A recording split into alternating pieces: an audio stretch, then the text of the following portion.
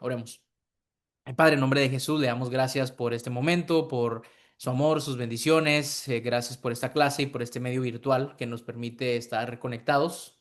Le pedimos, Padre, que usted nos bendiga, que bendiga nuestro tiempo de estudio y que nos ayude a poder retener la mayor cantidad de información posible, pero sobre todo, Padre, que nos ayude a transformar nuestro corazón y que el mensaje de Apocalipsis pueda ser un mensaje reconfortante, de ánimo, de esperanza, como lo fue para la iglesia del primer siglo también.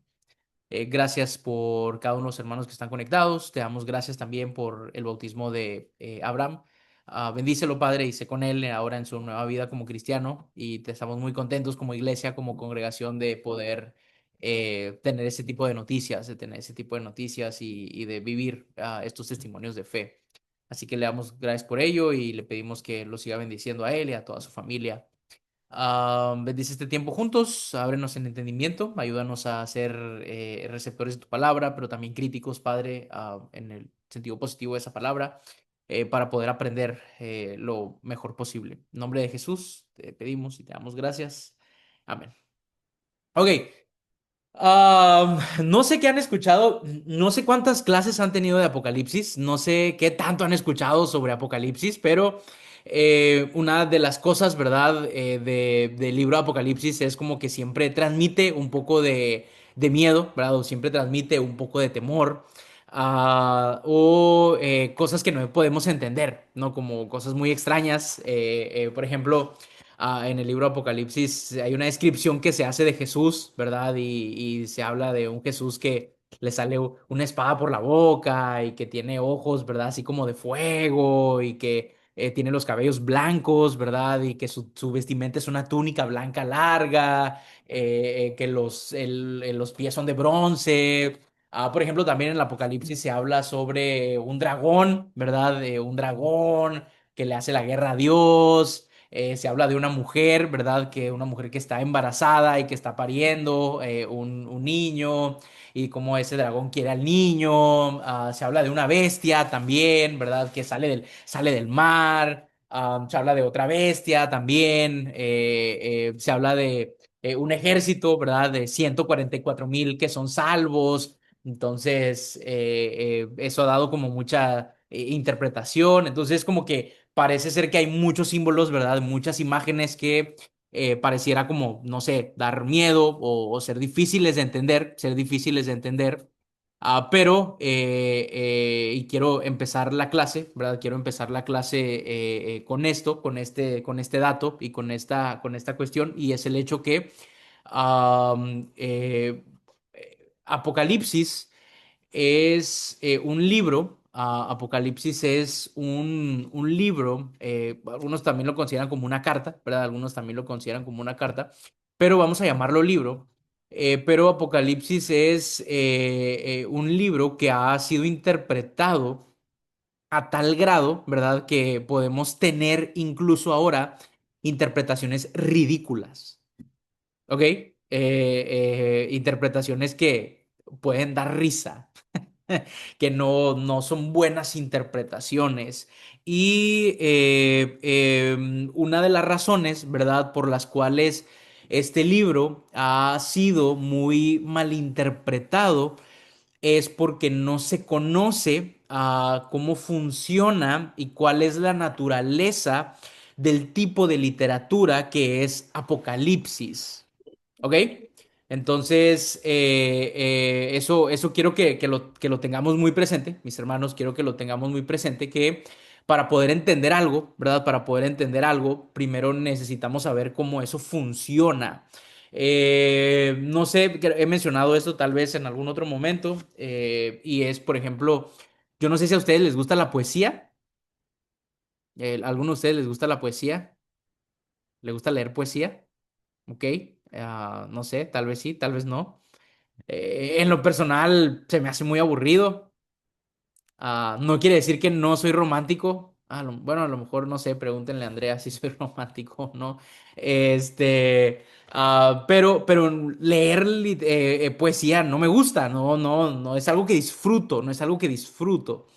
Y no puedo entender, o sea, no puedo apreciarla, no puedo apreciarla. Y la verdad es que no puedo apreciarla porque no conozco cómo funciona la poesía. ¿cierto? ¿Alguna vez han escuchado o han visto los Óscares? Y entonces hay una película que gana así como que la mejor película, ¿verdad? Del año. Y luego uno va y la ve. Y no sé qué dice, ¿por qué ganó? Es la mejor película, si es la película más aburrida que he visto en toda mi vida. Y dice, ¿por qué gana como la mejor película del año? Y entonces usted ve una película, no sé, ¿verdad? Por ejemplo, a mí me gustan a las películas de Rápidos y Furiosos. Y si usted le pregunta a un crítico de cine, a alguien que sabe de cine, le va a decir, esas son las peores películas, ¿verdad? Que pueden existir en calidad. Y creo que una de las razones de ello es porque no sabemos de cine. Y como no sabemos de cine, no podemos apreciar lo que tal vez los críticos sí pueden apreciar cuando se denominan y cuando se le da el premio Oscar, ¿verdad?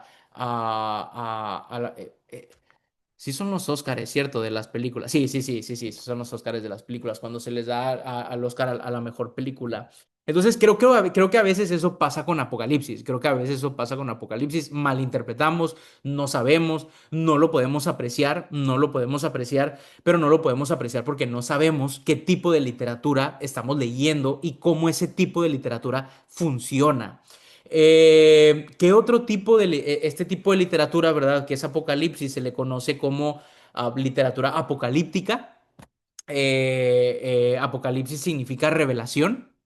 Por ejemplo, en las Biblias gringas o en las Biblias que en inglés, ¿verdad? No se le conoce como Apocalipsis, ¿verdad? Sino se le conoce como Revelation o que es revelación. Y es que eso es lo que significa meramente la palabra Apocalipsis. La cosa es, ¿verdad? Que hemos tenido como, no sé, como usted le dicen Apocalipsis y piensa en una película de zombies, piensa en una película del fin del mundo, piensa en una película donde hay desastres naturales y todo eso, pero realmente, ¿verdad? Lo que significa la palabra apocalipsis, que es una transliteración. ¿Qué quiere decir que es una transliteración? Que literalmente se tomó la palabra griega y se trajo al español. Entonces, esta idea, ¿verdad? De apocalipsis o esta palabra apocalipsis, lo que significa es revelación. Entonces, eso nos dice mucho sobre la naturaleza de la literatura apocalíptica. Ahora les menciono esto porque en la Biblia hay muy poca literatura apocalíptica. Um, sí hay, pero no es como mucho material. ¿Alguno de ustedes sabe qué libro es un libro clasificado como apocalíptico aparte del libro Apocalipsis? ¿Cuál será? ¿Ok? Uno de ellos es Daniel. Como tal el libro, ¿verdad? Por completo es Daniel. Creo que no hay ningún otro que se considere, por ejemplo, hay partes apocalípticas en Ezequiel. También Jesús da un discurso apocalíptico en Marcos capítulo 13.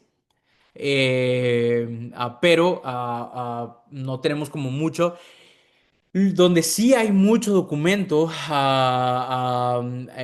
mucha literatura apocalíptica, se desarrolló en el periodo que lo conocemos como el periodo intertestamental.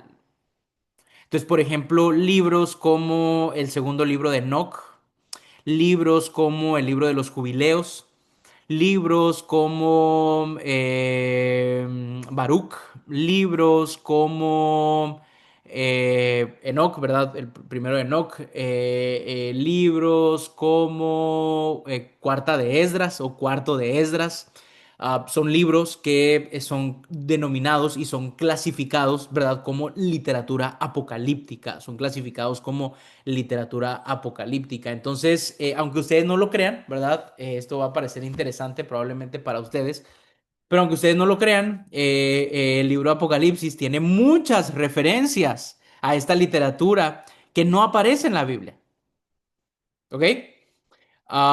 Y tiene un lenguaje, tiene un desarrollo que era común en este tipo de libros, en este tipo de literatura, pero que no lo tenemos por completo en la Biblia. No lo tenemos por completo en la Biblia. Entonces, obviamente, ¿verdad? Obviamente el Apocalipsis tiene demasiadas referencias al Antiguo Testamento, pero también hay muchas referencias a esta literatura apocalíptica, ¿verdad? Que aparece en este periodo intertestamental que no está en la Biblia, no está en la Biblia. Entonces, quería mencionar esas cosas. Ahora déjenme compartirles pantalla. Ahora sí vamos a ir a lo bueno, ¿verdad? Y quiero hacer esta clase un poquito más académica. Ok, no, estoy compartiendo mal. Denme un segundo. Seleccioné lo equivocado. Aquí está.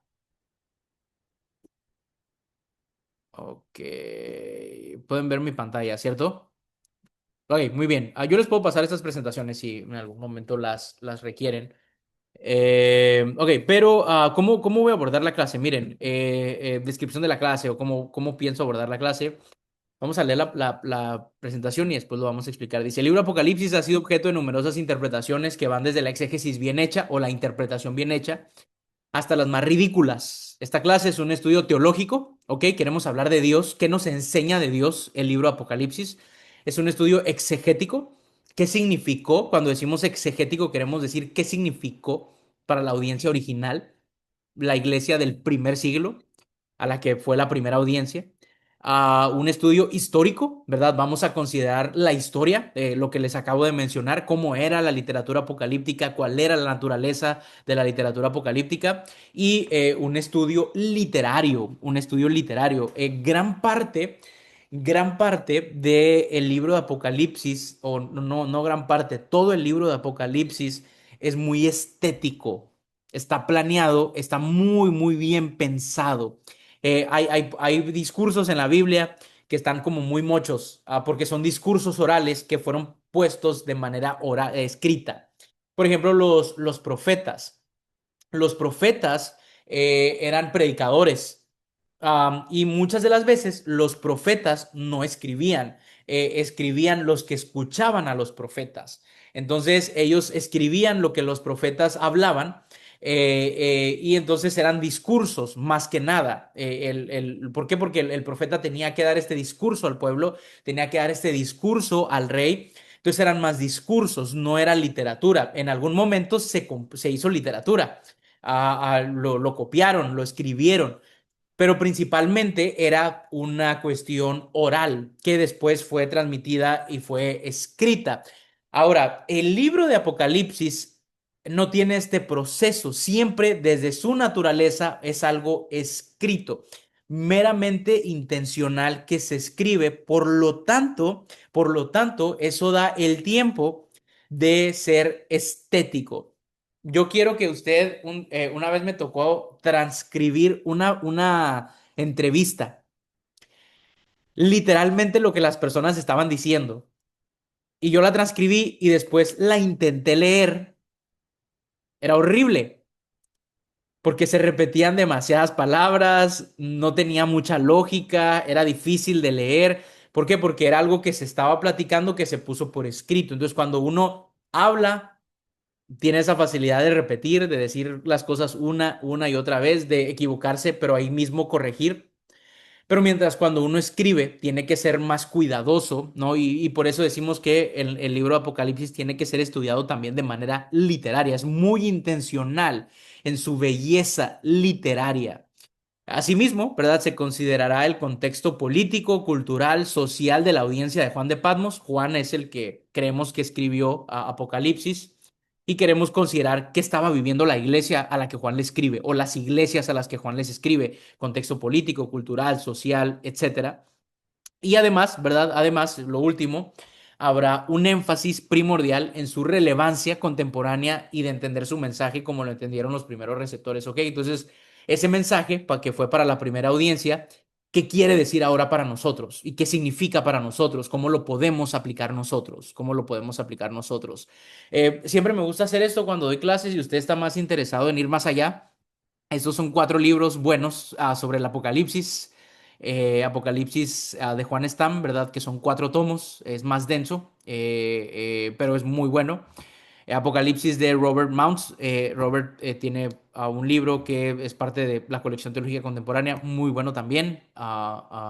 Y Está Apocalipsis de Craig Keener, ¿verdad? Que es también un muy buen escritor y historiador, buen libro. Y por último está el libro del Doctor Oster, que el Doctor Oster es un miembro de la Iglesia de Cristo, ¿verdad? Maestro, ex maestro de la escuela donde yo estudio.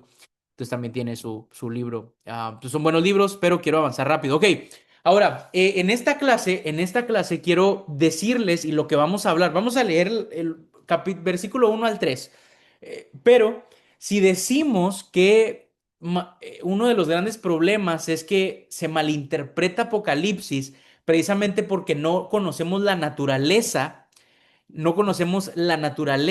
de este tipo de literatura. Entonces, la primera clase la quiero dedicar para hablar sobre las características, qué características tiene la literatura apocalíptica. ¿Ok?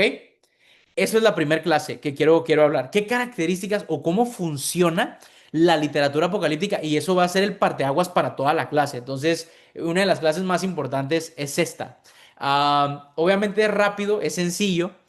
Yo acabo de enseñar esta clase en Baxter y yo tomo 2 semanas de introducción nada más antes de ver nada de Apocalipsis. Tenemos 2 semanas para hablar de la introducción. Entonces, la primera cosa, ¿verdad? La primera cosa que quiero decirles y que Juan Stam, el libro aquí verde, hace mucho énfasis es que el libro de Apocalipsis o el Apocalipsis fue escrito para ser entendido, ¿ok? Y regreso a lo que les decía hace un momento.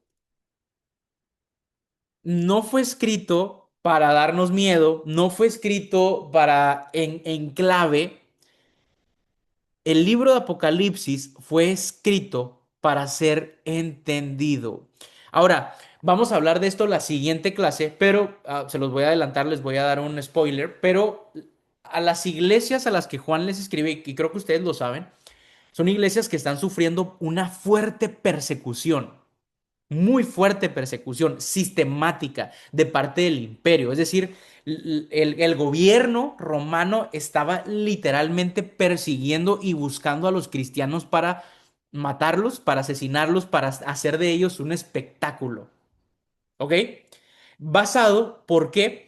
Porque surge algo, ¿verdad? Que es el culto al emperador. El emperador se proclama como rey y Dios. Entonces el emperador quiere que lo adoren a él estando en vida y los cristianos se negaban. Entonces se desata esta persecución. Ahora, la iglesia estaba bajo una gran amenaza. La pregunta es, ¿de qué sirve un mensaje difícil de descifrar? No, no es compatible. Apocalipsis fue escrito para que su primera audiencia lo entendiera. Y para ellos, cuando ellos leían Apocalipsis, estaban entendiendo. No tenían que hacer la exégesis que ahora nosotros tenemos que hacer. Conocían cómo funcionaba la literatura apocalíptica. No era algo ajeno a ellos. Ahora, no lo vamos a hacer, ¿verdad? Pero en capítulo 10 hay una escena donde Juan recibe un libro, ¿verdad? Que es un libro abierto, que es la revelación del Apocalipsis. Y hay una parte muy parecida en el libro de Daniel, ¿verdad? Donde a Daniel se le da una revelación y es un libro, pero a Daniel se le dice que es un libro sellado, mientras que a Juan es un libro abierto, en donde obviamente la idea es nadie va a entender o no tienes que explicar el libro cerrado, ¿verdad? La idea que se le dice a Daniel, mientras que a Juan es un libro abierto porque la gente lo tiene que entender, la gente la tiene que entender. Ahora, basado en este hecho, ¿verdad? Basado en este hecho que el Apocalipsis fue escrito para ser entendido, eso significa que no debemos buscar en el Apocalipsis sentidos futuros que el mismo Juan o su audiencia o la iglesia no hubiera entendido. Hay personas que han dicho que el dragón o que la bestia fue Hitler o que fue Donald Trump o ven algún acontecimiento, ¿verdad? Y entonces dicen, ven, ya está pasando lo que se dice en el Apocalipsis, etcétera, etcétera. El Apocalipsis fue escrito para ser entendido por su primera audiencia. Por lo tanto, no debemos buscar sentidos futuros que el mismo Juan o la iglesia no hubiese entendido. Y número cuatro, Apocalipsis fue escrito para una iglesia, para iglesias, para personas de la iglesia, no para expertos. ¿Cierto? Su sitio original no era el escritorio del experto, sino la congregación en su lectura comunitaria. ¿Eso qué significa? ¿Verdad? ¿Eso qué significa? Significa que el mensaje es un mensaje que cualquiera puede entender. Hay muchos historiadores que dicen, ¿verdad?, que las primeras personas, en el primer siglo, los primeros cristianos, eran personas pobres, de los más pobres que había. Y una de las razones por las cuales las cartas o los documentos del Nuevo Testamento o del Antiguo Testamento se leían en público, ¿saben por qué era? Porque la gente no sabía leer. Mucha gente no sabía leer. Entonces, el libro del Apocalipsis, ¿verdad? El libro del Apocalipsis no fue destinado para el escritorio del experto, para el teólogo, no fue destinado para los académicos, no. Fue escrito para la congregación, para su lectura comunitaria. Y eso significa, y volvemos al primer punto, ¿verdad? Que fue escrito para ser entendido. Quiero ir a la siguiente. Siéntase libre de interrumpirme cuando guste, si tiene alguna pregunta o quiere ponerla en el chat, adelante. Basado en esta misma idea, ¿verdad? El libro Apocalipsis fue escrito para quitarle miedo a los cristianos de Asia, menor en el siglo I, pero ahora tiene el efecto opuesto, dice Juan Stam, llena de miedo a muchos lectores.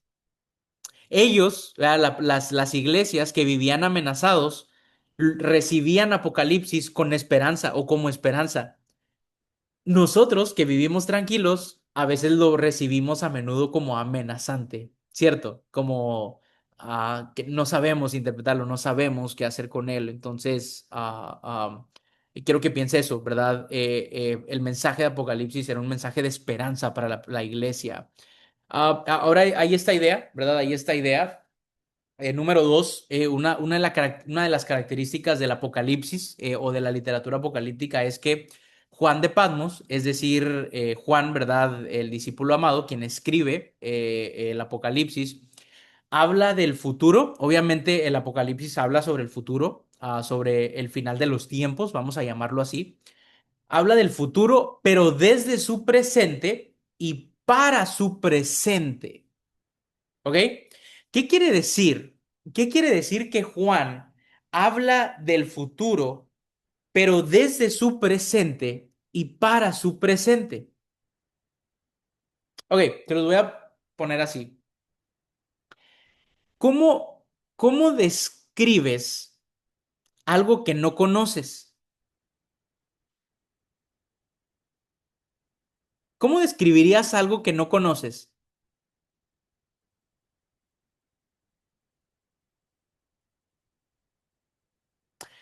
¿Cómo describirías el cielo? ¿Cómo es el cielo? ¿Qué necesitas hacer para describir el cielo? Bueno, haber estado en él, pero no hemos estado en el cielo. Juan no ha estado en el cielo. La iglesia no ha estado en el cielo.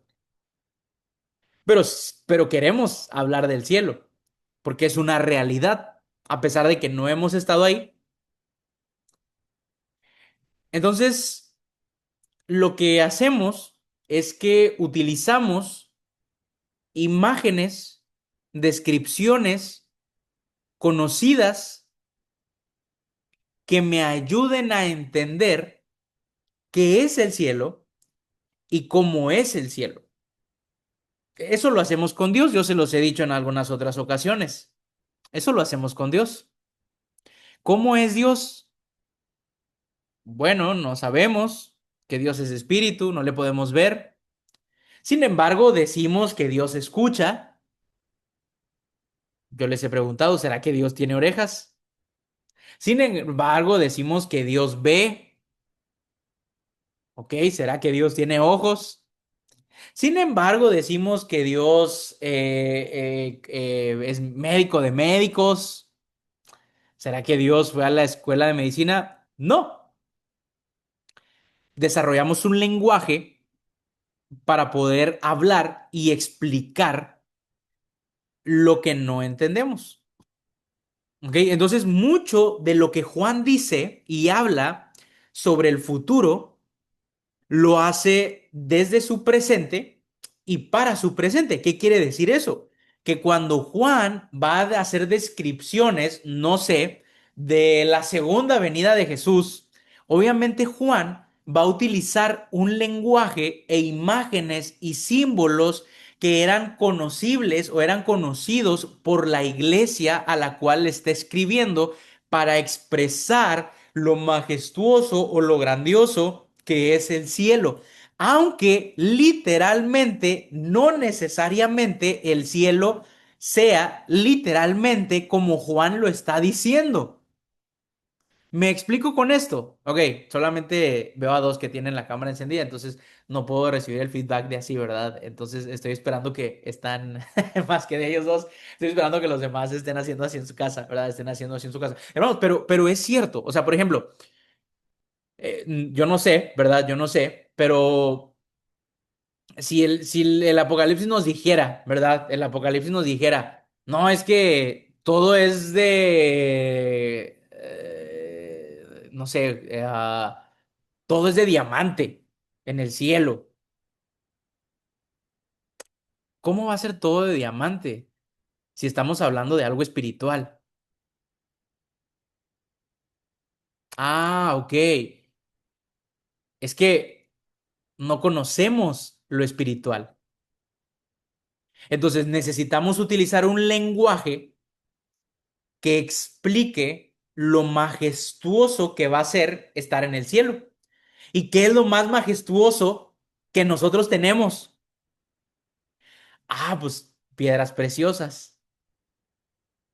Entonces, vamos a decir, ¿verdad? Y vamos a utilizar esta imagen del diamante o el oro para describir el cielo. No porque literalmente el cielo sea de oro, ¿verdad? Y todo esté de oro y todo sea de esas piedras preciosas, ¿verdad? De diamante y de rubí. No, no porque el cielo literalmente sea así, sino porque esas imágenes nos ayudan a entender lo grandioso que es el cielo. Y nuevamente le repito, ¿cómo va a ser el cielo literalmente de una calle de oro? Bueno, ¿qué no es esto? No estamos hablando de una dimensión espiritual. Que no el Apocalipsis nos describe, y lo vamos a ver más adelante, ¿verdad? Y vamos a ver cómo interpretarlo, pero que no el Apocalipsis nos describe que a todas esas cosas van a pasar, va a haber un cielos nuevos y tierra nueva en una dimensión espiritual. Y las cosas materiales, ¿qué lugar tienen en una dimensión espiritual? Ninguna. Pero, ¿qué pasa? Juan habla del futuro desde su presente y para su presente. ¿Ok? Quiere decir que muchas de las imágenes que Juan va a utilizar para hablar sobre el final de los tiempos están tomadas del presente para describir algo que no conocemos. Y no de manera literal, pero sí para hablar de lo majestuoso o lo horroroso que va a ser.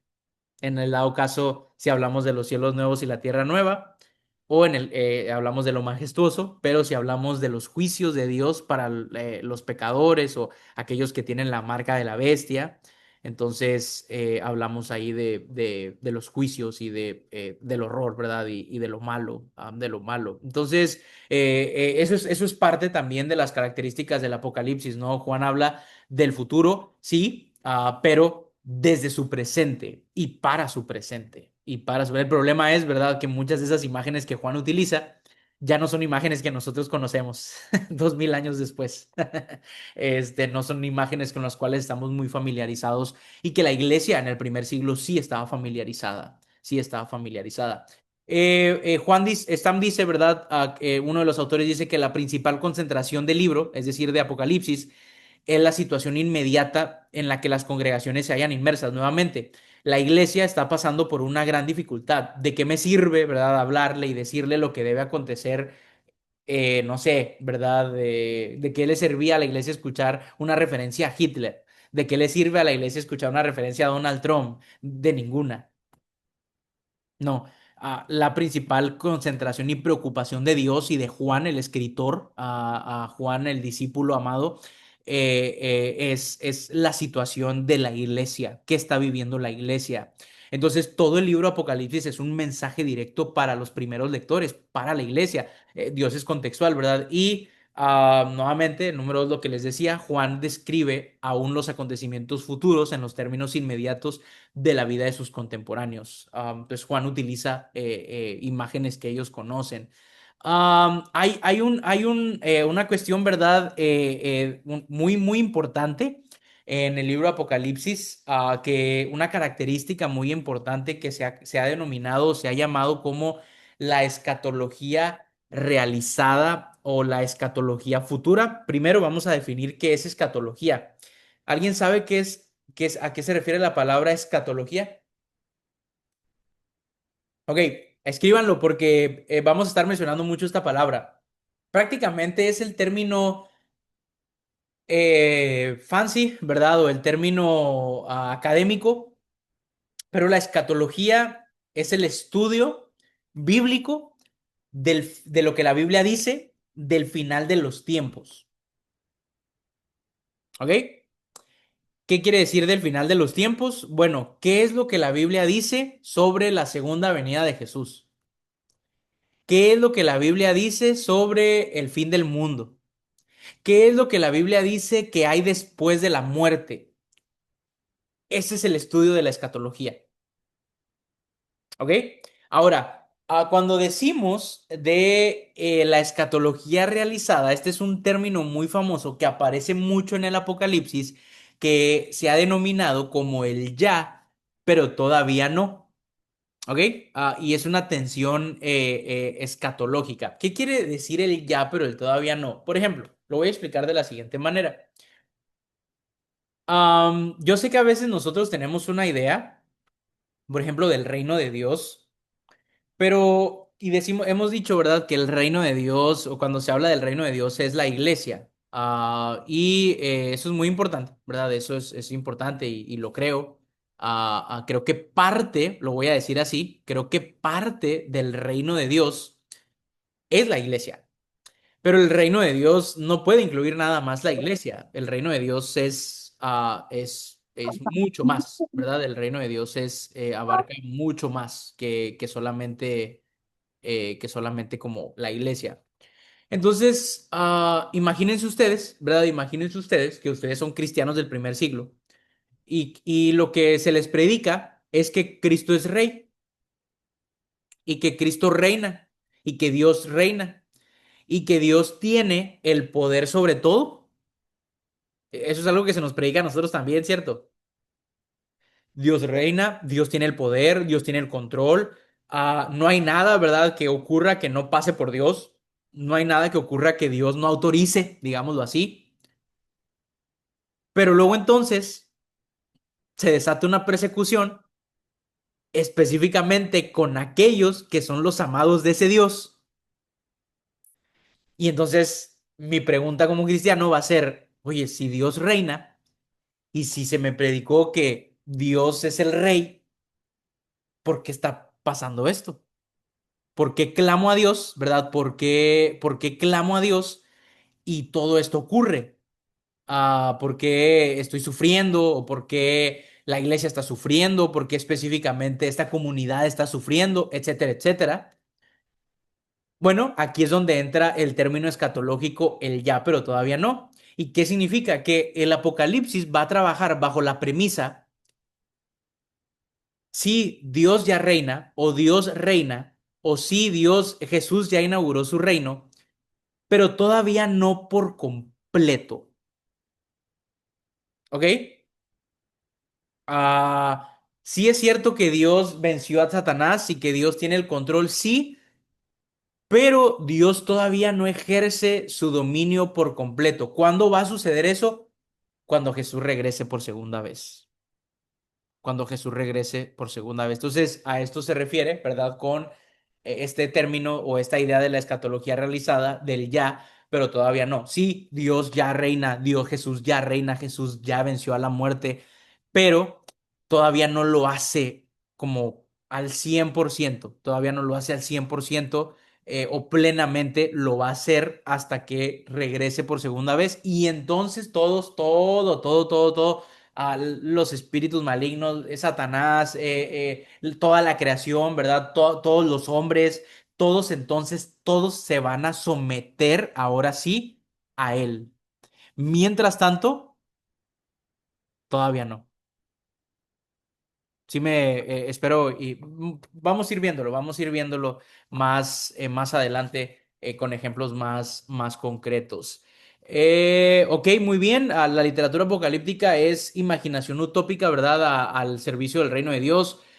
Una otra característica de la literatura apocalíptica es que es una literatura de la imaginación, el don de la fantasía y a menudo una buena dosis de humor. Entonces, en este tipo de literatura hay imaginación, hay este tipo de recursos, incluso hay ironías, hay cuestiones que tienen la intención de causar risa.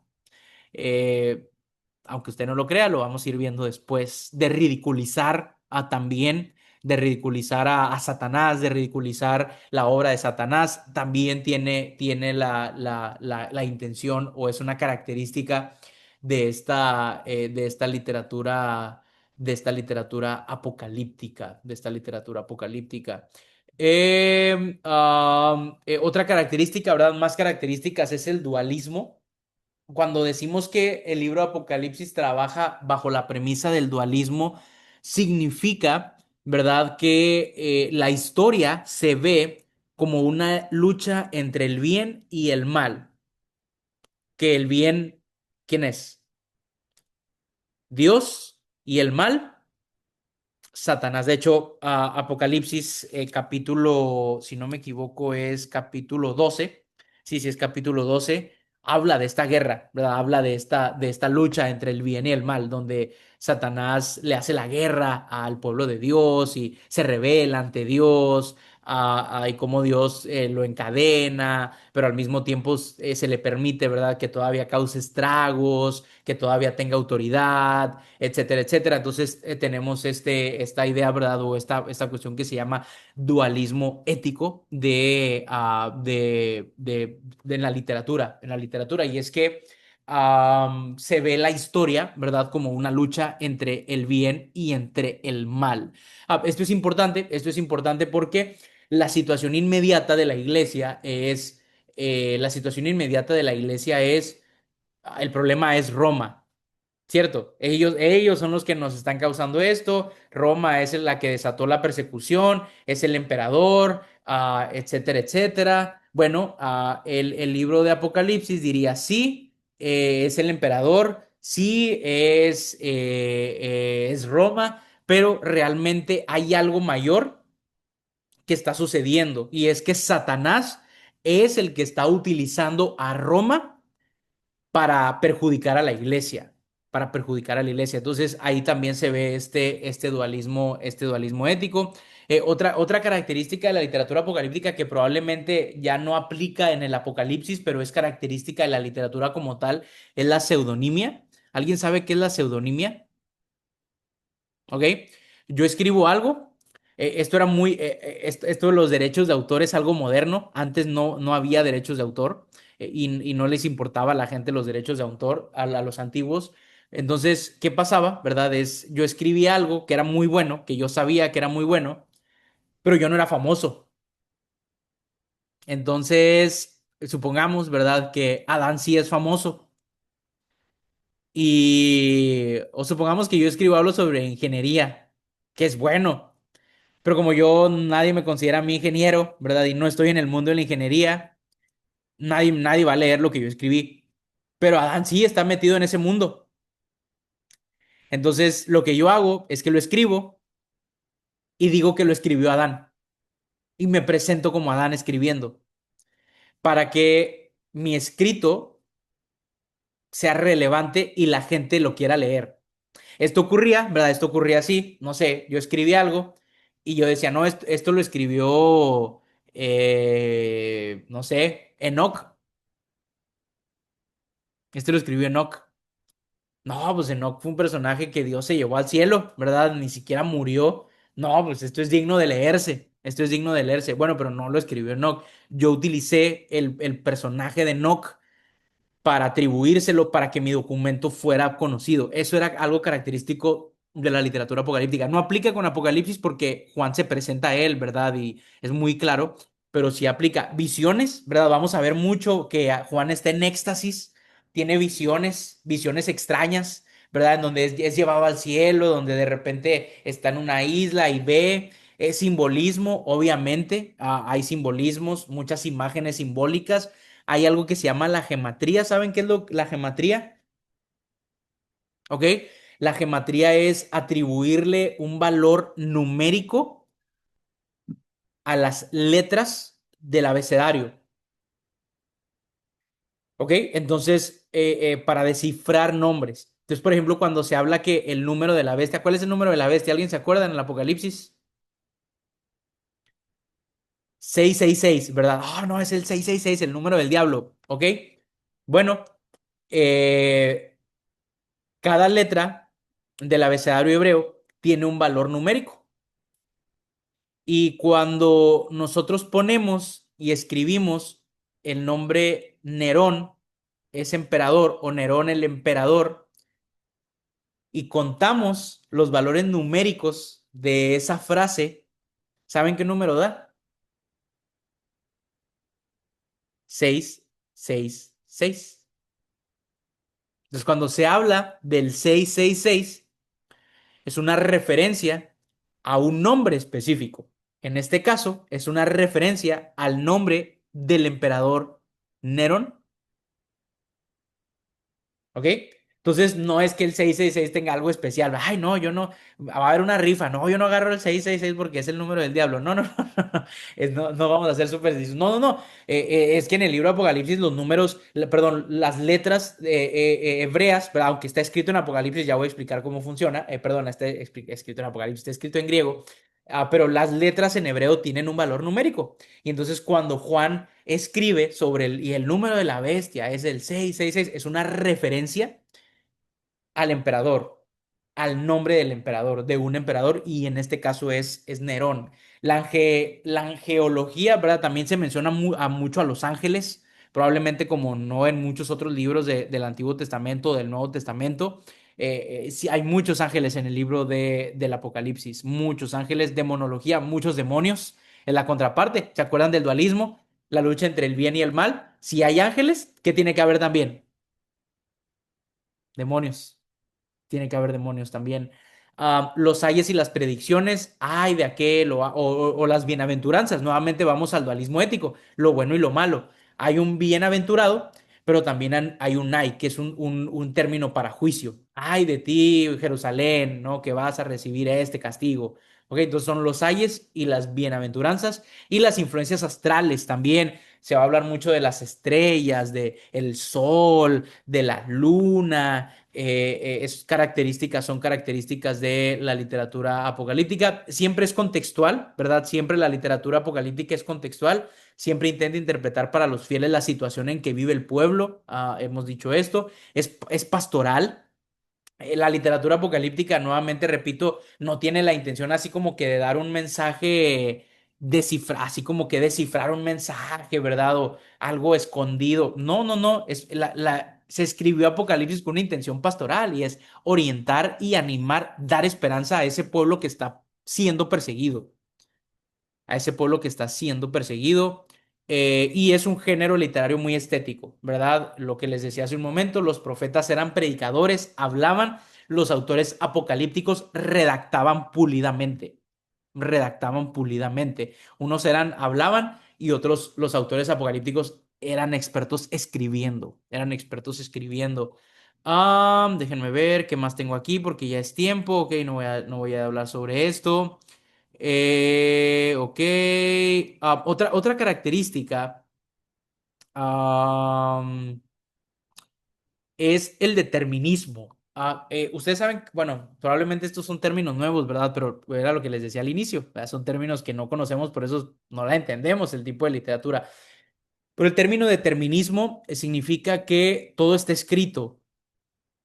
Como que todo está escrito, todo tiene que pasar de una manera, como de una manera, o ya estaba como, no, es que ya estaba planeado que así fuera. Y el libro de Apocalipsis tiene este rígido determinismo en el que nada escapa de los planes de Dios. Todo está dentro del plan de Dios. No es como que, chin, Dios se sorprendió, ¿verdad? Pasó esto. No, hay un rígido determinismo. Hay un rígido determinismo. Otra característica, ¿verdad? Otra característica es, ok, no está aquí, pero sí, debió haber estado. Ok. Ok, aquí está, sí, el número uno. Dice, con esto voy a terminar, ya porque ya estamos sobre el tiempo.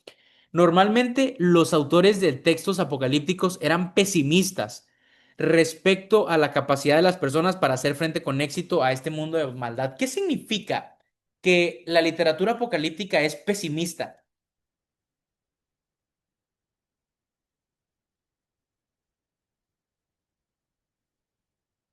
¿Qué significa?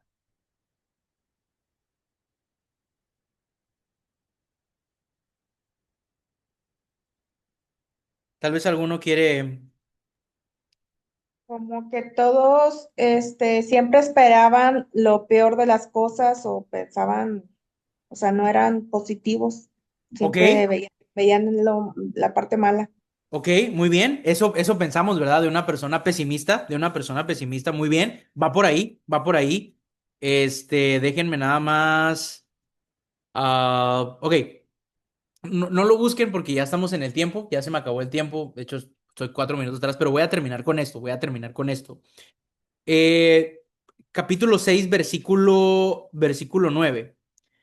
Juan está teniendo unas visiones y son unos sellos que está abriendo de un libro, lo vamos a ver más adelante. Y dice, cuando abrió el quinto sello, vi bajo el altar las almas de los que habían sido muertos por causa de la palabra de Dios y por el testimonio que tenían. Y clamaban a gran voz diciendo, ¿hasta cuándo, Señor santo y verdadero, no juzgas y vengas nuestra sangre en los que moran en la tierra? Entonces Juan tiene una visión de aquellos que han sido martirizados, de aquellos que están siendo perseguidos o aquellos que ya murieron. ¿Ok? De aquellos que ya murieron por causa de la persecución. Y estos que ya murieron se hacen una pregunta y dicen, ¿hasta cuándo, Señor, vas a permitir que esto pase? ¿Hasta cuándo no nos vas a vengar lo que nos están haciendo? Y versículo 11, miren la respuesta que se les da.